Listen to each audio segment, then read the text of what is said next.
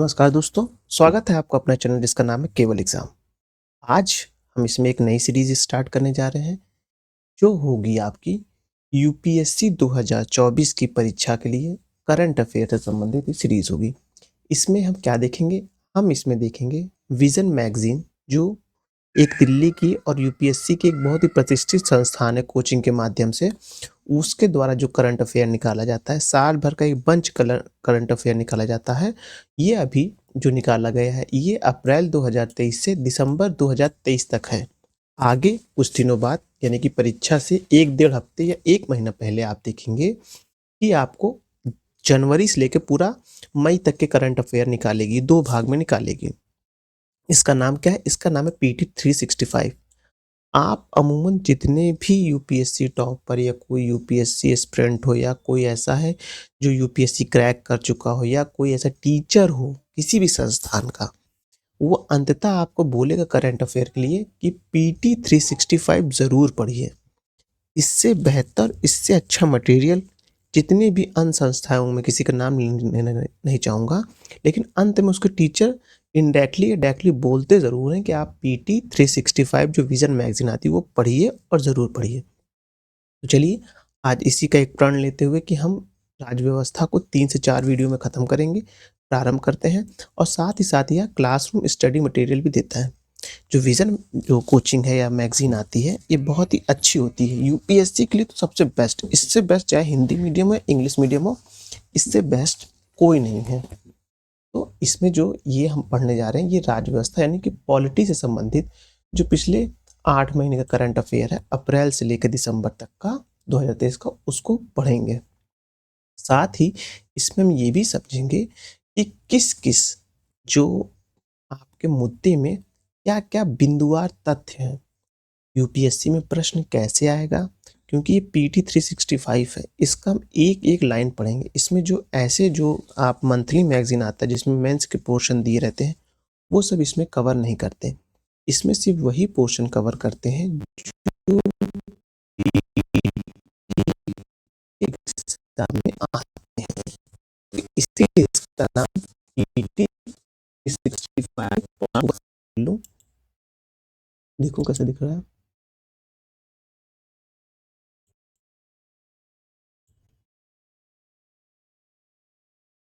पढ़ेंगे वहाँ हम पढ़ेंगे संविधान के जो मुद्दे हैं। देखिए, जो आप यूपीएससी का सिलेबस उठाएंगे उसमें आपको लिखा रहेगा इश्यूज के बारे में, करंटली जो इश्यूज होते हैं उनके बारे में, यानी जो मुद्दे होते हैं किसी भी, चाहे वो अर्थव्यवस्था से हो, चाहे वो राजनीति से हो, चाहे वो विज्ञान से हो, किसी भी क्षेत्र में जो मुद्दे होते हैं उनसे यूपीएससी प्रीलिम्स और मेंस में क्वेश्चन बनता है। तो इसीलिए इसमें देखिए लिखा हुआ, आप खुद पढ़ पा रहे होंगे। ये आ गया, डायरेक्ट इसमें आ गया, परेशान होने की बात नहीं है।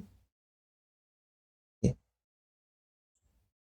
मैं इसको मार्कर कर लूँ पहले सही से, ग्रीन कर लेता हूँ, कोई दिक्कत नहीं। देखिए इसमें सबसे पहले जो बोल रहा है कि जो आप देखेंगे ये संविधान से संबंधित मुद्दे, ये देखिए इश्यूज, इश्यू देख रहे हैं ना आप, ये जो छोटे छोटे पॉइंट, जो छोटे छोटे जो एक तथ्य होते हैं जो सिर्फ और सिर्फ विजन मैगजीन में आपको देखने को मिलेंगे, वो देखिए। जो सिलेबस से एकदम मैच करके अंक डाले, मुद्दे लिखे हुए हैं, सब करंट अफेयर नहीं, मुद्दे इश्यूज हैं।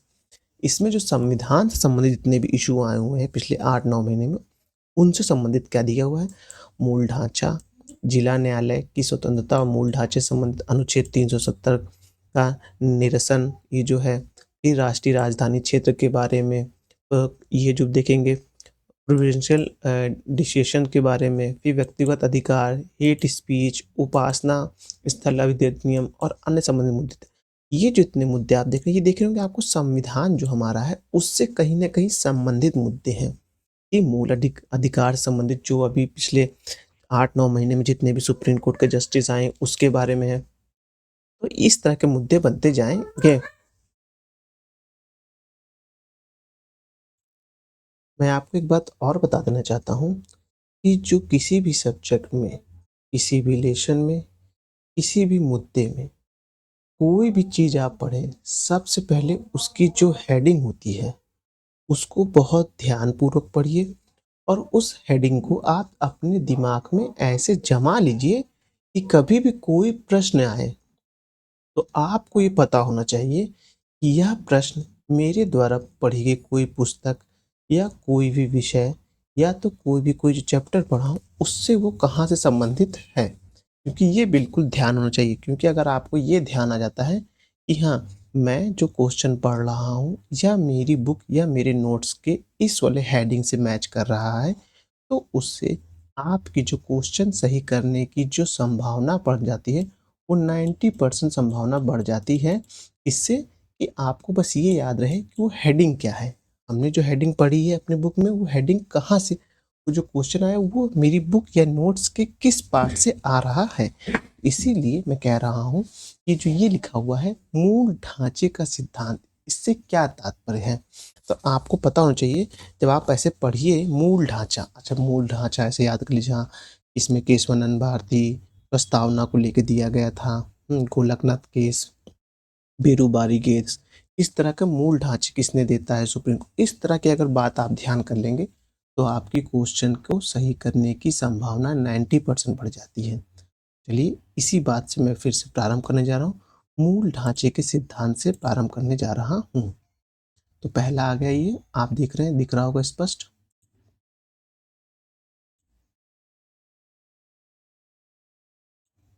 और ज़ूम आउट कर सकता हूँ? नहीं, और ज़ूम कर लेता हूँ, साइड कर लेता हूँ। चलिए, लिखा हुआ है मूल ढांचे का सिद्धांत, बेसिक स्ट्रक्चर का डॉक्ट्रिन के बारे में पूछ रहा है, उसके बारे में है। चलिए आरंभ करते हैं, कलर चेंज कर लेते हैं। हाल ही में ऐतिहासिक केशवानंद भारती निर्णय 1973 के 50 वर्ष पूरे हो गए हैं। गौरतलब है कि इस बात से जुड़े निर्णय में सुप्रीम कोर्ट द्वारा मूल ढांचे के सिद्धांत को प्रतिपादित किया गया था। देखिए मोटा मोटा चीज याद करिए। सबसे पहली बात तो ये एक ऐतिहासिक निर्णय था सुप्रीम कोर्ट का, केशवानंद भारती केस था, 1973 में दिया था। 2023 की न्यूज़ पढ़ रहे हैं, 50 वर्ष वर्ष पूरे हो गए हैं। क्वेश्चन 100% यहाँ से बनेगा क्योंकि 50 वर्ष पूरे हुए हैं। अब केशवानंद भारतीवाद 1973 के बारे में देखते हैं क्या था, मतलब कि केशवानंद भारती के जो ये हेडिंग लिख के है इसमें क्या क्या हो सकता है। आप सोचिए कैसी कैसी परिस्थितियां बनी होंगी, कोर्ट का क्या निर्णय आया होगा, जो केशवानंद जी थे उन्होंने अपना क्या पक्ष रखा होगा, इसके बारे में है। तो आप ऐसा पढ़ लेंगे तो आपको दिमाग में भूमिका बन जाएगी। यह वाद केरल राज्य के विरुद्ध दायर एक याचिका से संबंधित था। केरल भूमि सुधार अधिनियम 1963 के तहत केरल सरकार द्वारा जमींदारों और मठों, इसके पास जमींदारों और मठों से तात्पर्य क्या होता है, जो ऐसे स्वामी या ऐसे मंदिर के संरक्षक लोग जिनके पास बहुत ज़्यादा भूमि हो, उन मठ में आते हैं। मठों के पास मौजूदा भूमि का अधिग्रहण करने का निर्णय लिया गया था। राज्य सरकार के इस निर्णय को केशवानंद भारती बनाम केरल राज्यवाद में चुनौती दी गई थी। अब मैं आपको एक बहुत पेचीदा चीज बताता हूँ, क्वेश्चन कैसे बनेगा। ये लिख दिया क्वेश्चन, केशवानंद भारतीवाद जो था वो केंद्र सरकार का, मतलब केंद्र सरकार का भूमि अधिग्रहण अधिनियम के द्वारा एक विरुद्ध सुप्रीम कोर्ट में एक याचिका थी। गलत हो जाएगा, ये केशवानंद भारतीवाद जो था वो केरल सरकार के विरुद्ध एक याचिका थी, ये भी ध्यान रखिएगा। इस तरह का क्वेश्चन खुद से दिमाग में फ्रेम करिए। यह याचिका में राज्य सरकार के पास भारतीय संविधान के अनुच्छेद 25, 26 और 31 में निहित मूल अधिकारों के अतिक्रमण का आरोप लगाया गया। 25 व्यक्तिगत धार्मिक है, 26 आप देखेंगे सामुदायिक धार्मिक स्वतंत्रता के बारे में है, 31 देखेंगे या तो आप संपत्ति से संबंधित था। तो ये तीनों अधिकार का वायलेंस हो रहा था भूमि अधिग्रहण अधिनियम केरल का 1963 के तहत। तो इन तीनों अधिकारों को बेस बनाकर केशवानंद भारती साहब ने क्या किया था, उन्होंने उन्होंने जो है वो केरल सुप्रीम कोर्ट में अपना एक जो है एक याचिका दायर की कि जो ये केरल भूमि अधिनियम 1963 है या हमारे मूल अधिकार 25, 26 और 31 का वायलेंस कर रहा है। आगे देखते हैं। इस वाद की सुनवाई 13 न्यायाधीशों की एक पीठ द्वारा की गई थी। यह सुप्रीम कोर्ट की गठित अब तक की सबसे बड़ी पीठ है। देखिए, पहली बात ध्यान क्या रखना है इसमें कि ये केरल राज्य के विरुद्ध था। कितने फंडामेंटल राइट का अधिकार होगा? 3, 25, 26 और 31। सुप्रीम कोर्ट में कितने न्यायाधीशों की पीठ थी? 13 न्यायाधीशों की पीठ। अब तक की ये सबसे बड़ी न्यायाधीश की पीठ थी। इससे पहले आप देखेंगे गोलकनाथवाद जो आया था उसमें 11 न्यायाधीशों की पीठ थी। तो ये भी क्वेश्चन मेरे ख्याल से यूपीएससी या यूपीपीएससी किसी में बन चुका है। इसमें जो केशवानंद भारती केस को उसने 11 न्यायाधीशों की पीठ लिखा, जो कि गलत था। कोई टेस्ट सीरीज था, कुछ ऐसा था, मुझे याद आ रहा है, क्वेश्चन बना था तो मैं बता रहा हूँ। इस वाद से जुड़े कुछ प्रमुख प्रावधान क्या है उनके बारे में देखेंगे। मूल ढांचे के सिद्धांत को प्रतिपादित किया गया। क्या इस जो वाद आया था या जो केस आया था उसमें क्या क्या मेन बात कही गई? पहला कि मूल ढांचे के सिद्धांत को बताया गया। सुप्रीम कोर्ट ने अपने निर्णय में 24वें संविधान संशोधन की वैधता को बरकरार रखा था। साथ ही यह निर्णय दिया था कि संसद संविधान के किसी भी या सभी प्रावधानों या मूल अधिकार सहित में संशोधन करने की शक्ति प्राप्त है। आप 2020, हाँ 2020 या 21 का जब प्रीलिम्स देखेंगे तो उसमें ये लाइन हूबहू छपी हुई है। आगे देखते हैं। बशर्ते संशोधन द्वारा संविधान की मूल आवश्यकताओं तथा मूल सिद्धांतों में परिवर्तन या उनकी क्षति अथवा लोप नहीं होना चाहिए। मतलब कि जो मूल अधिकार है या जो उसकी विशेषता है, संविधान बनाने की जो विशेषता है, किस बेस पे संविधान बना है, क्या विचारधारा पे संविधान बना है, जो उसका बेसिक कॉन्सेप्ट है, आप उसमें बदलाव नहीं कर सकते हैं। और उसमें बदलाव नहीं कर सकते हैं और आप संविधान के जो ऊपरी किसी भी प्रावधान में बदलाव कर सकते हैं, यहाँ तक कि मूल अधिकार में भी बदलाव कर सकते हैं। आगे देखते हैं। इससे पहले गोलकनाथवाद 1967 में सुप्रीम कोर्ट ने निर्णय दिया था कि अनुच्छेद 368 के तहत संसद के संविधान में संशोधन करने की शक्ति सीमित नहीं है। मतलब कि सीमित नहीं है। कोर्ट ने यह भी कहा था कि संविधान के तहत गारंटीकृत मूल अधिकारों को संविधान संशोधन द्वारा निरस्त या सीमित नहीं किया जा सकता है। मतलब इसमें कुल मिलाकर गोलकनाथवाद में ये कहा था कि जो संसद है वह लोगों के जो मूल अधिकार है उसमें संशोधन नहीं कर सकती है। हाँ, बस इतना इसको समझिए। फिर वहीं इसको बदलते 1973 में केशवानंद भारती में क्या कहा था कि सुप्रीम कोर्ट जो है, सॉरी, संसद जो है आपका मूल अधिकार के तहत या संविधान के किसी भी भाग में संशोधन कर सकती है, बस उसमें बेसिक स्ट्रक्चर को टच नहीं करेगी। न्यायिक समीक्षा, मतलब न्यायिक जुडिशियल रिव्यू की शर्तें क्या थी, इसके बारे में देखेंगे। कोर्ट ने निर्णय दिया कि न्यायिक समीक्षा की शक्ति संविधान के मूल अधिकार का एक अभिन्न अंग है। मतलब कि जो आप देखेंगे 9वीं अनुसूची में जोड़ा गया था भूमि अधिग्रहण कानून, उसमें लिख दिया गया था कि जो न्यायालय है, अगर 9वीं अनुसूची में कुछ चीज आ जाता है, कोई भी विषय डाल दिया जाता है, तो न्यायालय उसका जुडिशियल रिव्यू यानी कि न्यायिक समीक्षा नहीं कर सकता है। लेकिन इस वाद के बाद आप देखेंगे तो न्यायिक समीक्षा भी संविधान की एक मूलभूत बेसिक स्ट्रक्चर के साथ साथ एक संविधान का एक महत्वपूर्ण अंग भी बना दिया गया, न्यायिक समीक्षा। अब आप मुझे कमेंट करके बताइए, न्यायिक समीक्षा संविधान में जो उल्लेखित है वह किस देश के संविधान से प्रेरित होकर यह तथ्य डाला गया है, इसका आप कमेंट करिए। क्वेश्चन ऐसे ही बनेगा। कुछ पुराने नए जोड़ जाड़ के क्वेश्चन बनते हैं हमेशा। इसलिए कहता हूँ कि आप इस परीक्षा में बैठने से पहले जो पूर्वालोकन है उसको एक बार ज़रूर देखिए। पूर्वालोकन में सारे क्वेश्चन आपको मिलेंगे और ज़रूर मिलेंगे। ऐसा नहीं कि नहीं, कुछ तोड़ मोड़ कुछ नया जोड़ तोड़ होगा, लेकिन जो बेसिक स्ट्रक्चर है क्वेश्चन का वो वही होगा। इसलिए आप पूर्वालोकन भी देखिए। इसी चैनल जिसका नाम केवल एग्जाम है, मैंने पूरा पॉलिटी का और पूर्वालोकन मैंने कंप्लीट कराया है। मैंने उसमें विज्ञान का पॉलिटी भी कंप्लीट कराया हूँ, मैंने उसमें कहते पारिस्थितिक तंत्र और साथ ही ज्योग्राफी का भी कंप्लीट करा है, तो उसको भी देखिए और साथ ही साथ जो मैंने और भी कुछ जो चीज़ कवर की उनको भी देखिए, सभी देखिए ज़रूर।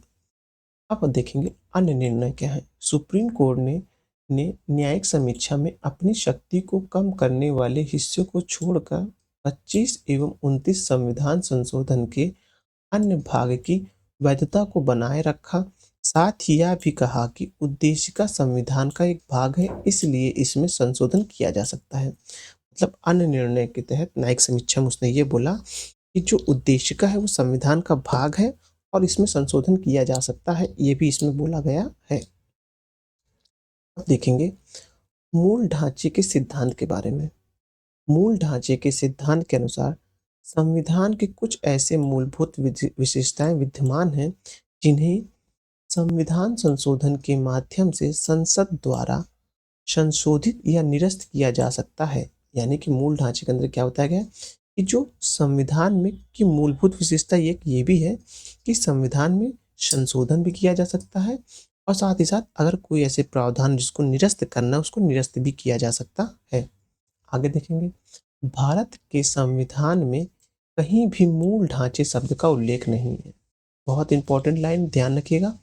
ये लाइन पे प्रश्न बन चुका है इससे पहले कि जो मूल ढांचा शब्द है वह भारत के संविधान में कहीं भी उल्लेखित नहीं किया गया है, इसलिए इसको ध्यान रखिए। अब आगे देखते हैं मूल ढांचे के सिद्धांत का महत्व क्या है। मतलब क्वेश्चन पूछेगा कि मूल ढांचे के सिद्धांत के महत्व में से निम्नलिखित में से कौन सही है या कौन सही नहीं है। 4 ऑप्शन बना देगा, उसी हिसाब से तो आपको सर्च करना पड़ेगा या याद करना पड़ेगा कि मैंने ये लाइन ये टॉपिक मैंने अपने नोट्स या अपने करंट अफेयर या अपनी बेसिक बुक से इस चैप्टर में पढ़ा था, तो वो ये आपको उस वक्त ध्यान आएगा। तो ऐसे ध्यान रखने की ज़रूरत है। अब देखेंगे मूल ढांचे के सिद्धांत का महत्व। यह संविधान में संशोधन करने की संसद की शक्तियों को उचित रूप से नियंत्रित करता है। कहने का मतलब क्या है, यह संविधान में संशोधन करने की संसद की शक्ति को उचित रूप से नियंत्रित करता है। यानी कहने का मतलब ये है जो संविधान में संशोधन करने की संसद को अनुमति प्राप्त है वह जो असीमित नहीं है, मतलब कि ऐसा नहीं कि हर एक भाग में कर देगा। हर एक भाग में करने की शक्ति तो प्राप्त है, लेकिन अगर वह कोई ऐसे भाग में संशोधन कर रहा है जिससे संविधान का मूल स्ट्रक्चर यानी बेसिक स्ट्रक्चर को हनन हो रहा है, तो वो जो संशोधन वो निरस्त माना जाएगा। इसलिए जो मूल ढांचे की संकल्पना लाई गई है वह संसद के लिए नियंत्रणकारी शक्ति के रूप में काम करती है। पहला है यह सुनिश्चित करता है कि संविधान एक जीवंत दस्तावेज है। मतलब कि देखिए कोई व्यक्ति जीवित है तो उसके अंदर बदलाव आ सकता है। वह व्यक्ति या वह प्राणी अपने लिए कुछ नए तब की कार्य कर सकता है, कोई नया रिवोल्यूशन ले सकता है, कुछ भी कर सकता है। तो वही व्यक्ति जीवित है जो नए कार्य नवाचार या नवाचारिता के लिए जाना जाता है, तो वो जीवंत होता है। ठीक वैसे ही जो हमारा संविधान है वो भी एक जीवंत दस्तावेज है। यह किसमें बोला गया, यह मूल ढांचे की संकल्पना में बोला गया। इसलिए यह हमारे संविधान में संशोधन या कोई नया बदलाव या कोई ऐसा बात नहीं कोई जो पुराना एक बार बन गया, नहीं, हम संशोधन भी कर सकते हैं, हम उसमें बदलाव कर सकते हैं, ये सभी हमें अधिकार प्राप्त है। इसलिए जीवंत व्यक्ति की तरह एक जीवंत व्यक्ति की तरह हमारा संविधान जो है वो करता है, अपने आप को प्रदर्शित करता है, तो इसलिए जीवंत दस्तावेज भी है। आगे देखेंगे साथ ही अपने मूलभूत मूल्यों और सिद्धांतों को संरक्षित करते हुए समय के साथ बदलती परिस्थितियों के अनुरूप कार्य करे, वही मैंने बताया था। इसके तहत कानून का शासन, शक्ति का प्रतिकरण जैसे कई सिद्धांत को मूल ढांचे में शामिल किया गया है। ये भारत में संवैधानिक कानून का आधार बनाती है। यानी कि जो बेसिक स्ट्रक्चर है वो क्या करती है, संवैधानिक कानून का आधार भी बनाती है। यह सुनिश्चित करता है कि संविधान का संघीय ढांचा कमजोर नहीं है। कहने का मतलब ये है, जो मूल ढांचा का इसके महत्व के रूप में एक ये भी देखेंगे, ये भी प्रदर्शित करता है संविधान का संघीय ढांचा कमजोर नहीं है। यह संविधान की व्याख्या करते समय भारतीय न्यायपालिका के दृष्टिकोण को दिशा देने में महत्वपूर्ण भूमिका निभाता है। यानी जो बेसिक स्ट्रक्चर रहता है वो क्या करता है, वो जो न्यायपालिका में बैठे न्यायाधीश हैं, जब वह कोई निर्णय देते हैं, हाँ, तो वह इस दृष्टिकोण का उपयोग करते हैं कि जो बेसिक स्ट्रक्चर है संविधान समय, उसमें कोई इस तरह के बदलाव ना आए जिससे नागरिकों के जो मौलिक अधिकार या किसी भी प्रकार या संविधान के किसी भी संशोधन में उसके बेसिक स्ट्रक्चर को हनन ना कर रहे हों। तो यह जो न्यायपालिका के न्यायाधीशों के एक जो जस्टिस है दृष्टिकोण का, उसमें भी महत्वपूर्ण भूमिका निभाता है। ये इसका महत्व हो गया है। अब ऊपर कुछ इन्फोग्राफिक्स दिए तो उनको देख लेते हैं। मूल ढांचे बेसिक स्ट्रक्चर के सिद्धांत का विकास देख लेते हैं कैसे कैसे हुआ है। सबसे पहले देखेंगे एके गोपालनवाद जो 1950 में आया था, उसमें देखेंगे इसमें कि एके गोपालनवाद के बारे में देखेंगे। एक मिनट रुकिएगा।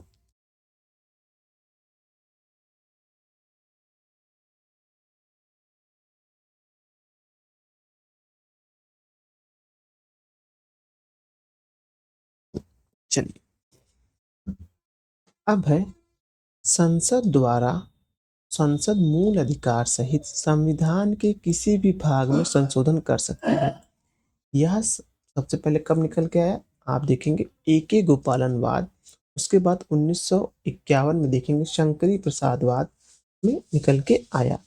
फिर उसके बाद आप देखेंगे 1965 में सज्जन सिंह वाद आया था। फिर गोपाल नाथ गोपाल गोलकनाथवाद जो आया था 1967 में।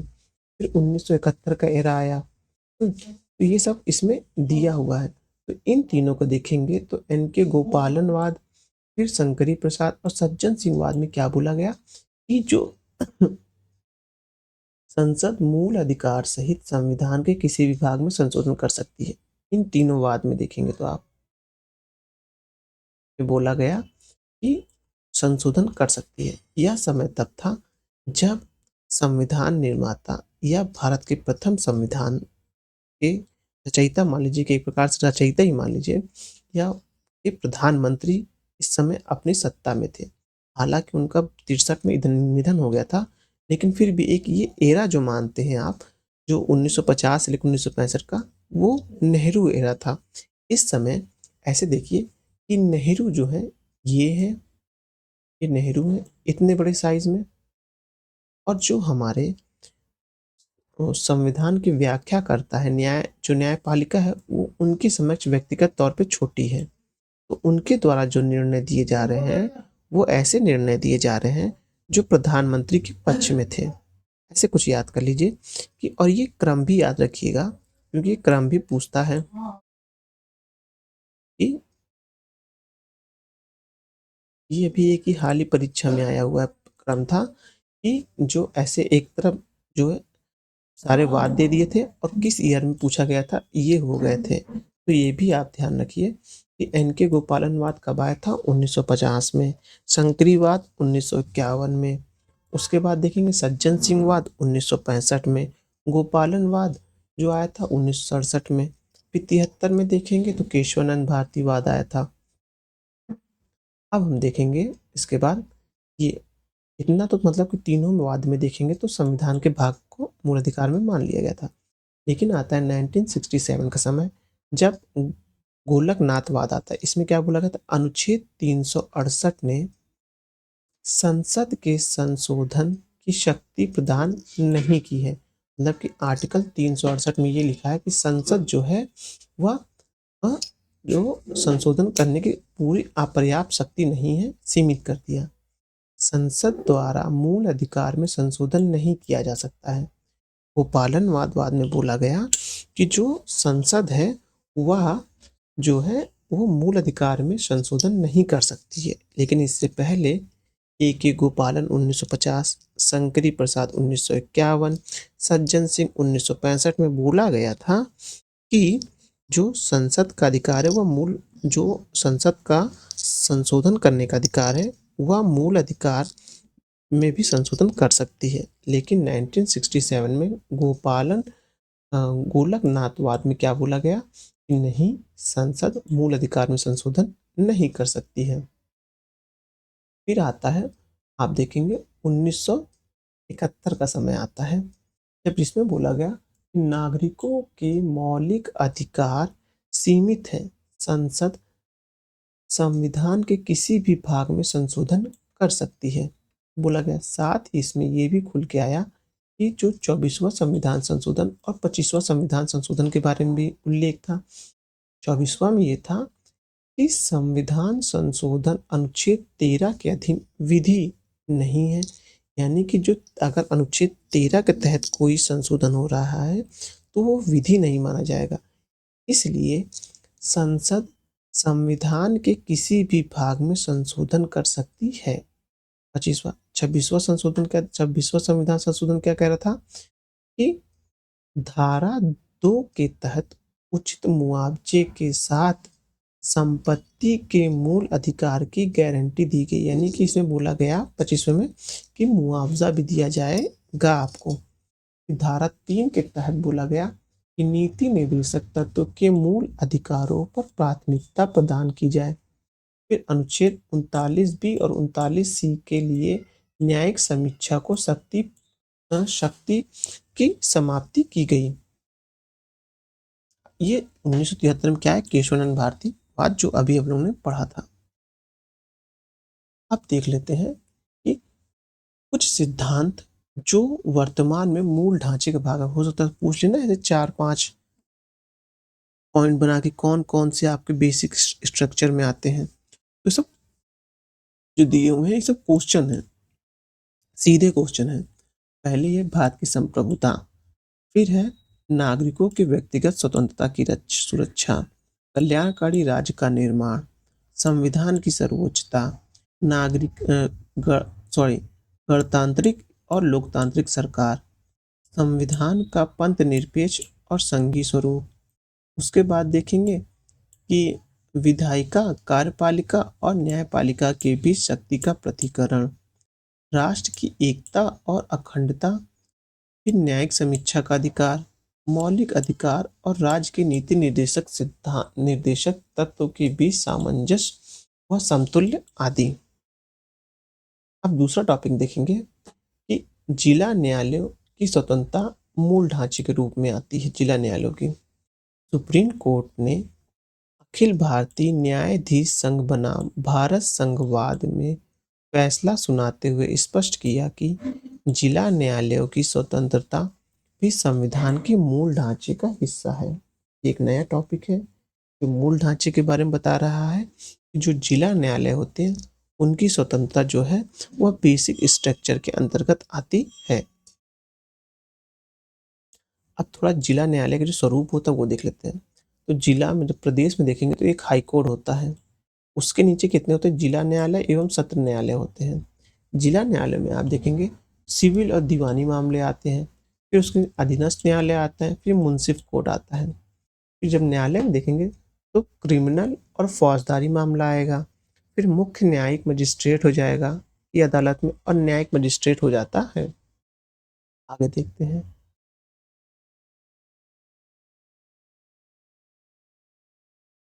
कोर्ट ने इस केस में फैसला सुनाते हुए न्यायपालिका से संबंधित कुछ सिद्धांत पर प्रकाश डाला है, जिसमें शामिल है जिला न्यायालय हाई कोर्ट और सुप्रीम कोर्ट के बीच वेतन, पेंशन तथा अन्य सेवा शर्तों के मामले में देश भर में एक रूपता बनाए रखनी चाहिए। शक्ति का प्रतिकरण, न्यायालय के पदाधिकारियों को विधायिका और कार्यपालिका के कर्मचारियों से अलग माना जाना चाहिए। पद, नाम और सेवा शर्त के एक रूपता, एकीकृत न्यायपालिका का अर्थ है कि एक राज्य के न्यायाधीश की सेवा शर्तें अन्य राज्यों में समान पद पर नियुक्त न्यायाधीश के वेतन शर्तों के समान होनी चाहिए। यानी कि जो कि न्यायालय में व्यवस्था है, वो सभी जो न्यायाधीश होंगे, उनके जो आप देखेंगे पेंशन होगा, वेतन होगा, वो सारा कुछ एक समान होना चाहिए। अब है जिला न्यायालय के बारे में देखते हैं। जिला न्यायालय जिला में सर्वोच्च न्यायिक अधिकारी है, अर्थात न्यायपालिका का संगठनात्मक ढांचा, आधिकारिकता और नामकरण राज्य निर्धारित करता है। इस कारण से जिला न्यायालय की स्थिति एक राज्य से दूसरे राज्य में अलग-अलग हो सकती है। जिला न्यायालय मुख्यतः त्रिस्तरीय ढांचे पर आधारित होता है। इन्फोग्राफिक्स देखिए, यानी कि ये देखिए ढांचा कैसे जिला न्यायालय का 3 दीवानी और सिविल मामले का, फिर अधीनस्थ न्यायालय, फिर मुंसिफ कोर्ट। और इधर देखेंगे तो क्रिमिनल या फौजदारी मामले में देखेंगे तो आप देखिए ये वाला पोर्शन जो है आपका सिविल न्यायालय के संबंधित है, यानी कि दीवानी से, और इधर जो है फौजदारी मामला है। जो फौजदारी मामला में देखेंगे तो पहले क्या आएगा, मुख्य न्यायिक मजिस्ट्रेट आएगा, फिर न्यायिक मजिस्ट्रेट आता है। अब देखेंगे जिला न्यायाधीश की नियुक्ति, पद स्थापन यानी कि पोस्टिंग और पदोन्नति हाई कोर्ट के परामर्श से राज्यपाल करता है। ये बहुत इंपॉर्टेंट है, ये बेसिक लाइन है, ध्यान रखिएगा कि जो जिला न्यायालय होते हैं उनकी जो पदोन्नति होती है, जो परिवर्तन तो वो राज्यपाल द्वारा होता है, और राज्यपाल किसके सिफारिश पे करता है, वो उस जिला के जो हाई कोर्ट होगा उसकी परामर्श पर करता है। ये इंपॉर्टेंट लाइन ध्यान रखिएगा। अब देखेंगे हम अनुच्छेद 370 का निरसन, एब्रोगेशन ऑफ आर्टिकल 370 देखेंगे हम लोग। अब सुर्खियों में क्यों? सुप्रीम कोर्ट की संविधान पीठ ने सर्वसम्मति से अनुच्छेद 370 को निरस्त करने के केंद्र सरकार के फैसले को बरकरार रखा है। यानी कि जो सुप्रीम कोर्ट में जो याचिका गई थी कि अनुच्छेद 370 को जो निरस्त किया गया है वो असंवैधानिक तरीके से है, हाँ, तो उसके बारे में जो आर्टिकल दिया गया था उसको जो है, और केंद्र सरकार द्वारा जो संशोधन किया गया था 370 को लेकर, उस मामले में सुप्रीम कोर्ट ने कहा है कि यह सही है, कि जो केंद्र सरकार ने किया है जो बदलाव वह सही है। गौरतलब है कि अनुच्छेद गौरतलब कि 2019 में केंद्र सरकार ने अनुच्छेद 370 के तहत जम्मू कश्मीर के विशेष दर्जे की समाप्ति कर दी गई थी। जो विशेष दर्जा प्राप्त था जम्मू कश्मीर को, उसको समाप्त कर दिया गया था। अब है अन्य संबंधित तथ्य क्या है। 5 अगस्त 2019 को राष्ट्रपति ने संविधान जम्मू और कश्मीर पर लागू आदेश 2019 जारी किया था। इस आदेश में कहा गया है ताकि भारतीय संविधान के प्रावधान बिना किसी अपवाद के जम्मू कश्मीर राज्य में लागू होंगे। मतलब जो ये लाया गया था संशोधन, कि जम्मू कश्मीर को जो विशेष दर्जा पाया उसको समाप्त किया जाए, तो उसके बाद में क्या किया गया कि संविधान के सभी प्रावधान, चाहे कैसे भी प्रावधान हो, वह जम्मू कश्मीर पर लागू होंगे। इसके अलावा संसद ने जम्मू और कश्मीर पुनर्गठन अधिनियम 2019 को पारित कर लागू किया। इसके तहत जम्मू और कश्मीर राज्य को निम्नलिखित 2 केंद्र शासित प्रदेश यूटी में विभाजित कर दिया गया, जम्मू और कश्मीर तथा लद्दाख में। यानी कि जो इस विधेयक के द्वारा 2 यूनिट टेरिटरी बनाई गई, जिसमें से पहला था जम्मू कश्मीर और दूसरा था लद्दाख। याचिकाकर्ता ने संघ की इस कार्रवाई को संवैधानिकता को सुप्रीम कोर्ट में चुनौती दी थी। सुप्रीम कोर्ट का निर्णय क्या था ये देख लेते हैं। सुप्रीम कोर्ट ने अगस्त 2019 में जारी राष्ट्रपति की उद्घोषणा को बरकरार रखते हुए अनुच्छेद कहा है कि 1947 में जम्मू कश्मीर के भारत में विलय के बाद उसकी स्वयं की कोई संप्रभुता नहीं रह गई। ये देखिए लाइन, संप्रभुता नहीं, संप्रभुता कैसा है? संप्रभुता आप देखेंगे तो बेसिक स्ट्रक्चर के रूप में है, लेकिन वो किसकी है? देश की होनी चाहिए। अगर इनकी अपनी अलग संप्रभुता हो जाएगी तो जो हमारा जो यूनियन है वो अपने आप में एक जो है गलत मैसेज जाएगा, तो इसलिए उसकी कोई अपनी संप्रभुता नहीं है। सुप्रीम कोर्ट ने कहा है कि अनुच्छेद 370 संविधान में एक अस्थायी और संक्रमणकालीन जो है प्रावधान था। ये बात सही है। सुप्रीम कोर्ट ने ये बोला कि अनुच्छेद 370 क्या था? एक जो उस समय संक्रमणकालीन एक प्रावधान था और यह अस्थायी था, इसे कभी भी परिवर्तित किया जा सकता है। कोर्ट ने कहा है कि संसद किसी भी राज्य में उसके कोई राज्य क्षेत्र अलग करके उसे केंद्र शासित बना सकती है। संसद कानून द्वारा किसी भी राज्य से किसी क्षेत्र को अलग करके या दो से अधिक राज्य या राज्यों के कुछ हिस्सों को आपस में मिलाकर या किसी भी राज्य क्षेत्र को किसी भी राज्य के हिस्से में मिलाकर नया राज्य बना सकती है। कहने का मतलब ये कि संसद चाहे तो कोई भी राज्य को यूनियन टेरिटरी बना सकती है, साथ ही उसके कुछ भाग काट के नया राज्य बना सकती है, कुछ भी कर सकती है।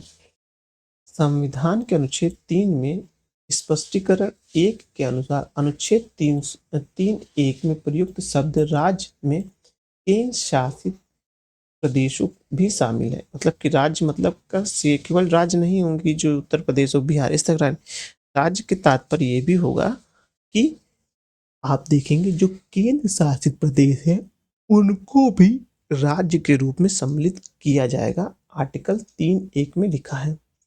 सुप्रीम कोर्ट ने SR बम्बई मामले पर दिए गए फैसले को भी दोहराया है। उसने कहा है कि राज्य में आपातकाल या राष्ट्रपति शासन के दौरान राष्ट्रपति की कार्रवाई न्यायिक समीक्षा के दायरे में आती है।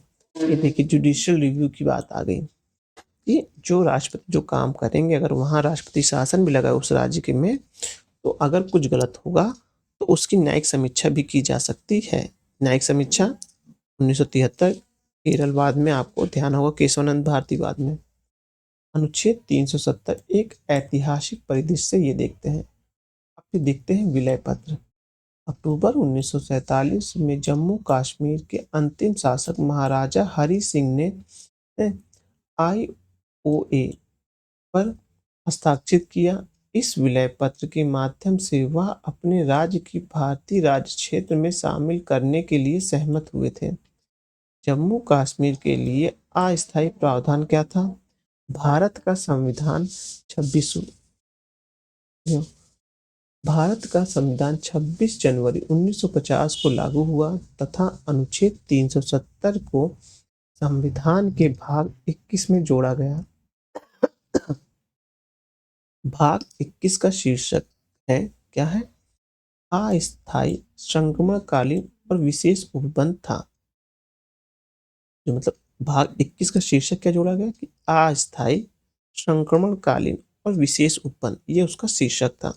अब आप जैसे पढ़ेंगे ना, मैंने कहा था ना, आप किसी भी भाग का हेडिंग या किसी भी चैप्टर की हेडिंग पढ़ेंगे तो आपको ध्यान होगा, अच्छा ठीक है इसमें क्या इसमें अनुच्छेद 370 हो सकता है कि कैसे कैसे विशेष प्रावधान दिए जा सकते हैं किसी को, या कुछ ऐसे मतलब कि ऐसी कोई परिस्थिति उत्पन्न हो गई जिसमें किसी को कोई विशेष राज्य का दर्जा देना है, तो ये सब किसमें आएगा? भाग 21 में आएगा। अनुच्छेद 370 रक्षा, विदेश मंत्रालय, वित्त और संचार को छोड़कर अन्य सभी कानून को लागू करने के लिए संसद को राज्य सरकार की सहमति की आवश्यकता थी। यानी कहने तक अनुच्छेद 370 रक्षा, विदेश मंत्रालय, वित्त और संचार को छोड़कर अन्य सभी कानूनों को लागू करने के लिए संसद को राज्य सरकार की सहमति की आवश्यकता थी। लेकिन पहले आपको ध्यान होगा यहाँ राष्ट्रपति शासन लगा था, और जब यहाँ राष्ट्रपति शासन लगा था तो राज्य में कोई सरकार ही नहीं थी, तो राज्य का मुखिया कौन हो जाता? राज्यपाल हो जाता। तो राज्यपाल के परामर्श पे कर दिया गया था। भारतीय संविधान के अनुच्छेद 35A यह संविधान अनुच्छेद 370 से ही उत्पन्न हुआ था। अनुच्छेद 35A में जम्मू कश्मीर राज्य को अस्थायी निवासियों तथा उनके विशेष अधिकारों और उन्हें मिलने वाली विशेष सुविधाओं का प्रावधान किया गया था। अब देखते हैं अनुच्छेद 3। यह प्रावधान करता है कि संसद कानून द्वारा नए राज्य का निर्माण कर सकती है और मौजूदा राज्य के राज्य क्षेत्र सीमा के नाम पर परिवर्तित कर सकती है। अनुच्छेद के पहले अनुच्छेद के पहले हिस्से में कहा गया है कि उपयुक्त कानून के लिए किसी विधेयक को राष्ट्रपति की सिफारिश पर ही संसद में किसी सदन में पेश किया जा सकता है। यदि विधेयक किसी राज्य की राज्य क्षेत्र सीमा का नाम को प्रभावित करता है तो राष्ट्रपति को ऐसे विधेयक से संबंधित राज्य विधानमंडल के विचार के लिए भेज देना चाहिए। तो आपने देखा हमने 2 टॉपिक कंप्लीट। आज पहला दिन है तो हम इसको थोड़ा वीडियो शॉर्ट रखेंगे। कल हम जो अपना एक नया वीडियो डालेंगे वो स्टार्ट होगा राष्ट्रीय राजधानी क्षेत्र दिल्ली सरकार के अधिनियम 2023 से स्टार्ट होगा और हम जल्दी कवर करने की कोशिश करेंगे। मैं आपसे एक बार फिर कह रहा हूँ कि किसी भी चैप्टर को पढ़ने से पहले उसकी जो हेडिंग पढ़ रहे हैं उसको बहुत ध्यानपूर्वक पढ़िए। उस हेडिंग को पढ़ने के बाद अपने दिमाग में एक चहुमुखी विकास लाइए कि इस हेडिंग में क्या-क्या हो सकता है। अगर आप वो सोचने की क्षमता रख पा रहे हैं कि इस हेडिंग में क्या-क्या हो सकता है बिना पढ़े, तो आप निसंदेह उस हेडिंग के अंदर दिए गए जितने भी तथ्य हैं उनको याद करने और उन तथ्यों को समझने की क्षमता भी रखते हैं। साथ ही साथ प्रश्नों को हल करने की स्थिति आपके पास औरों के मुकाबले ज़्यादा होगी। तो चलिए वीडियो यहीं समाप्त करते, लेकिन उससे पहले मैं फिर कहना चाहूँगा कि आपने अभी तक हमारे चैनल को सब्सक्राइब नहीं किया, सब्सक्राइब कर लीजिए। वीडियो अच्छी लग रही है तो लाइक करिए और अपने सुझाव देने के लिए कमेंट भी करिए। और जिस हिसाब से मैं समझा रहा हूँ एक-एक तथ्य को उसको समझिए और जहाँ मैं बता रहा हूँ कि यहाँ से क्वेश्चन बनेंगे उसको नोट डाउन भी करिए। चलिए समाप्त करते हैं वीडियो। धन्यवाद।